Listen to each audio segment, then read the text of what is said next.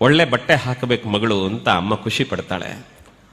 ಆದರೆ ಎಷ್ಟೋ ಜನ ತಾಯಂದಿರು ಎಲ್ಲೆಲ್ಲೋ ದುಡಿತಾರೆ. ನಾವಿವತ್ತು ಹೋಟೆಲಿಗೆ ಹೋದರೂ ಕೂಡ ಎಲ್ಲೋ ತಟ್ಟೆ ತೆಗಿತಾಳಲ್ಲ, ತಟ್ಟೆ ತೆಗೆದು ತೊಳೆದಿಟ್ಟು ಬರ್ತಾಳಲ್ಲ, ಅಂಥವರಿಗೆ ನಾವು ದುಡ್ಡು ಕೊಟ್ಟು ಬಂದಿರ್ತೇವೆ. ಯಾಕೆ ಗೊತ್ತಾ?